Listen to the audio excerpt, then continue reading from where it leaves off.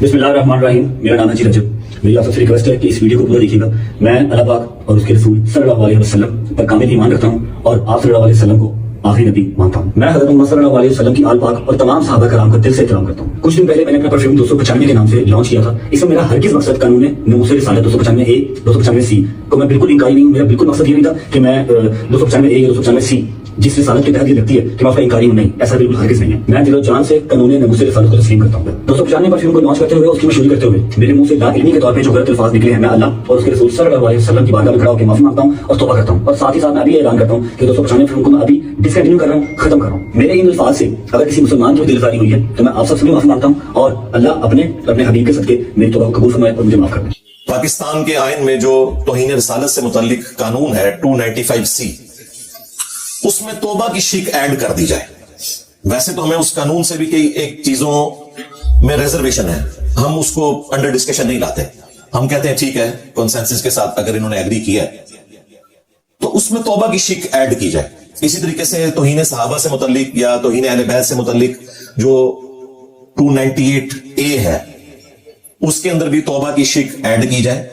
کیونکہ کوئی بھی مسلمان، ایون پاکستان میں رہنے والا نان مسلم بھی کبھی بھی جان بوجھ کر اللہ کے محبوب صلی اللہ علیہ وآلہ وسلم کی توہین نہیں کرے گا. یہ ہو ہی نہیں سکتا. سلپ آف ٹنگ ہو سکتا ہے یا بات سمجھنے میں کوئی فرق لگ سکتا ہے، یہاں تو کوئی سوچ بھی نہیں سکتا. تو اگر یہ توبہ کی شک ایڈ ہو جائے تو یہ جو قتل و غارت کا بازار گرم ہے اور پاکستان کو ان زومبیز نے، دہشت گرد مولویوں نے جہنم بنا دیا ہے، دیندار طبقے کے لیے بھی اور نان مسلمز کے لیے بھی اس سے چھٹکارا مل سکتا ہے. اس لیے آج میں نے اسپیشلی اس سے متعلق ذرا تفصیلی گفتگو کرنی ہے. ویسے تو میں مختلف مواقع کے اوپر ان چیزوں کو ہائی لائٹ کرتا ہوں، لیکن میں چاہ رہا ہوں کہ ایک جگہ یہ ساری چیزیں ہماری گزارشات جمع ہو جائے تاکہ ہمارا مقدمہ پبلک کو پتہ چل جائے، بڑوں کو پتہ چل جائے. میں نے ویسے ان آفیشلی بڑوں تک یہ بات پہنچا دی ہوئی ہے. ریکارڈنگ تو میں ابھی کروا رہا ہوں نا. پچھلے ایک ویک میں نے یہ بات اپنی بڑوں تک پہنچا دی ہے کہ آپ اس کے اوپر غور و تفکر کریں.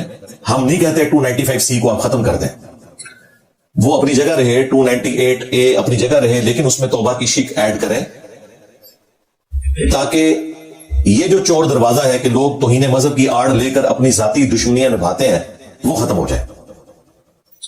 اس کے لیے میں نے پہلے بھی مختلف ویڈیوز کے اندر عرض کیا تھا کہ توہین سے متعلق جتنے بھی قوانین ہیں ان میں جو سب سے بڑا سکم ہے وہ یہ ہے کہ توہین کی ڈیفینیشن واضح نہیں ہے کہ توہین کسے کہا جاتا ہے.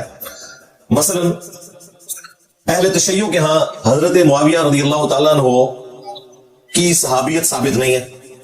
اہل سنت انہیں صحابی مانتے ہیں، اگرچہ خلیفہ راشد سیدنا مولا علی رضی اللہ تعالیٰ عنہ علیہ السلام سے بغاوت کی وجہ سے انہیں پولیٹیکلی باغی سمجھتے ہیں، لیکن اہل سنت انہیں صحابی کے طور پر ٹریٹ کرتے ہیں، رضی اللہ تعالیٰ عنہ بھی کہتے ہیں.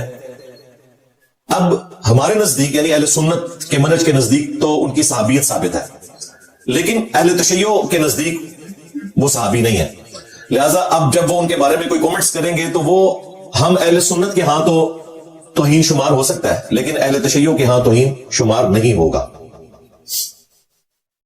اور اسی کو آپ ایکسٹراپولیٹ کریں، وہ بزرگ بابے جن کو انڈیا پاکستان کے لوگوں نے اپنا پیشوا مانا ہوا ہے اور ان کی طرف منسوب کتابیں وہ خود پرنٹ کر رہے ہیں، ان کتابوں کے اندر ایسی ایسی گستاخیاں موجود ہیں حتیٰ کہ ان لوگوں نے اپنے ناموں کے کلمے پڑھائے ہوئے ہیں. ہمارے نزدیک تو ان بزرگوں کی بھی کوئی بزرگی ثابت نہیں ہے. لہٰذا اگر کوئی ان کی توہین کرتا ہے تو وہ عین اسلام ہے، کیونکہ چشتی رسول اللہ یا تھانوی رسول اللہ یا شبلی رسول اللہ کو اگر ہم غلط نہیں کہیں گے تو ہمارا خود اسلام فارغ ہو جائے گا. کیوں؟ کیونکہ میرے نبی صاحب ہے ہی کوئی نہیں، تیرے بابے تھے شاہ ہی کوئی نہیں. تو یہ ہمارے ایمان کا تقاضا ہے. لہٰذا توہین کی جو ڈیفینیشن ہے یہ کرنی پڑے گی. اس طرح آپ جنرل سٹیٹمنٹس دیں گے تو آپ جس کو چاہے اس کو توہین مذہب کا الزام لگا دیں. اگر ہم توہین رسالت لگانے پہ آئے تو میرے نزدیک تو یہ تمام فرقے جو ہے ان کے اوپر توہین رسالت لگتی ہے کہ جنہوں نے قرآن و سنت کے مقابلے کے اوپر اپنے بزرگ بابوں کی تعلیمات کو پرائورٹی دی ہوئی ہے. اس سے بڑی کوئی گستاخی ہو ہی نہیں سکتی. جب سورۃ الحجرات میں نبی صلی اللہ علیہ وآلہ وسلم کی آواز سے آواز کو بلند کرنا آپ کی موجودگی میں آپ کے ساتھ گفتگو کرتے ہوئے نہیں, ویسے ہی. یہ توہین رسالت ہے.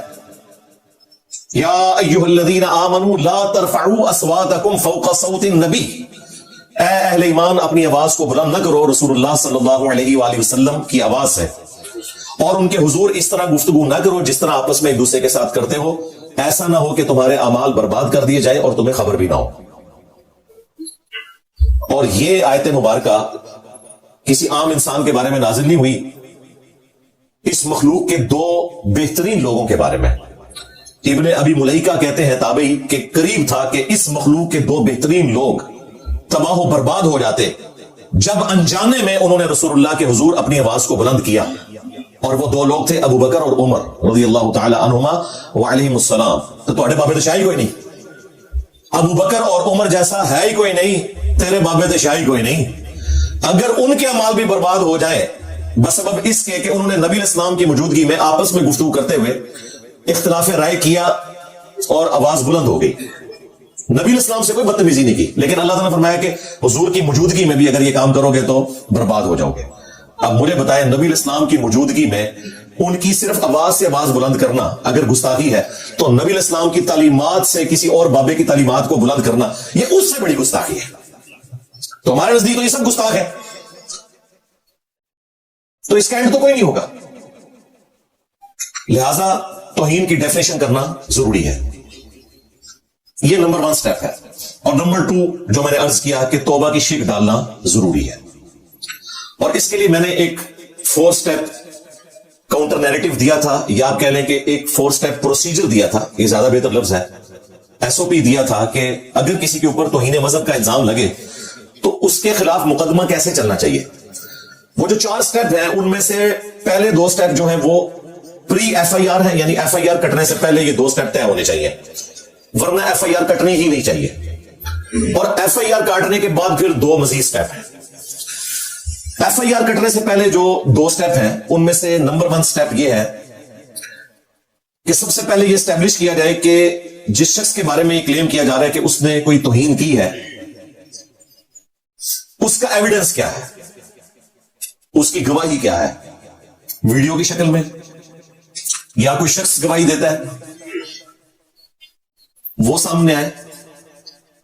جب یہ گواہی اسٹیبلش ہو جائے, ویڈیو آ جائے, اور ویڈیو کی فورینسک ہونی چاہیے, یہ نہ ہو کہ AI میں بنی ہوئی ویڈیوز تو آج کل مارکیٹ میں پھر رہی ہیں, کسی کے اوپر آپ کوئی بھی الزام لگا سکتے ہیں.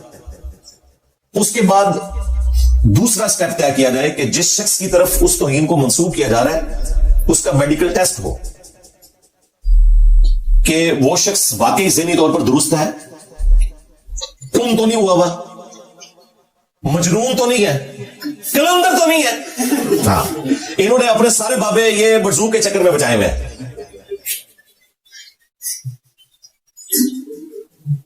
اگر وہ کلندر ہے, چاہے آدھا کلندر ہے چاہے پورا کلندر ہے, مجنون ہے, مجذوب ہے, یعنی کہ پاگل ہے دوسرے معنوں میں, جو انہوں نے ایک ٹرم ڈیوائز کی ہے شطحیات, گونگیاں,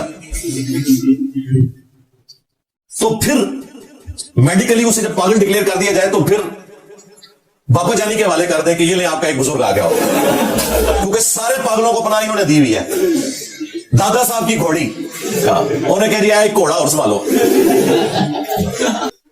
اور FIR کاٹنے کی ضرورت نہیں, پاگل خانے میں اسے جمع کرائے, ٹھیک ہے, یا کسی بازار کے اوپر بھیج دیں, ایک ہی بات ہے, FIR کاٹنے کی ضرورت ہی نہیں. لیکن اگر یہ 2 سٹیپ طے ہو جاتے ہیں اور وہ بندے کا ذہنی توازن بھی ٹھیک ہے, یعنی کوئی وہ بزرگ بابا نہیں ہے, باقی ایک نارمل انسان ہے, تو پھر FIR کاٹیں. اور تیسرا سٹیپ یہ طے کیا جائے کہ اہل علم جو ہے ان کے ساتھ اس کی سیٹنگ کروائی جائے, وہ اس کی کاؤنسلنگ کریں کہ بھائی یہ جو تم بات کر رہے ہو ان آیات اور احادیث کی روشنی میں یہ توہین رسالت بنتی ہے, اور تم اس کے باوجود اصرار کر رہے ہو کہ تم نے درست بات کی ہے, اور اس کے بعد تمہیں یہ سزا ہونے والی ہے, تو امید ہے کہ ادھر ہی وہ بیک فٹ پہ چلا جائے گا. اتنے بڑے بڑے لوگ, جس ملک کا آرمی چیف ڈر کی وجہ سے گھر میں محفل میلاد کرائے, باجوہ صاحب, اور عمرے پہ راتوں رات پہنچ کے وہاں سے تصویریں کھنچائے, ادھر عام بندے نے کدھر ٹکنا ہے, حالانکہ ان کے اوپر صرف الزام لگا تھا. تو علماء کے ساتھ ڈسکشن کے بعد خود بخود بیک فٹ پہ چلا جائے گا ایسے شخص. اور اگر ایسا نہیں ہوتا تو پھر چوتھا سٹیپ طے کیا جائے کہ اس کا کیس جوڈیشری میں بھیجا جائے اور پھر عدالت فیصلہ کرے. لیکن عدالت فیصلہ کرے گی پھر شواہد کی بنیاد کے اوپر. وہاں اس کو رائٹ ہونا چاہیے کہ وہ اپنا مقدمہ لڑے. این ممکن ہے کہ علماء بھی اپنے فرقے کو دیکھ رہے ہو, یہ پاسبلٹی موجود ہے. جوڈیشری کا کام یہ ہے کہ تمام اہل علم کو بلا کر جو سٹیک ہولڈر ہیں دلائل اکٹھے کر کے اس کے بعد جج کا کام ہے کہ فیصلہ کرے. یہ مولوی کا کام نہیں ہے کہ توہین رسالت کو ڈیفائن کرے گا.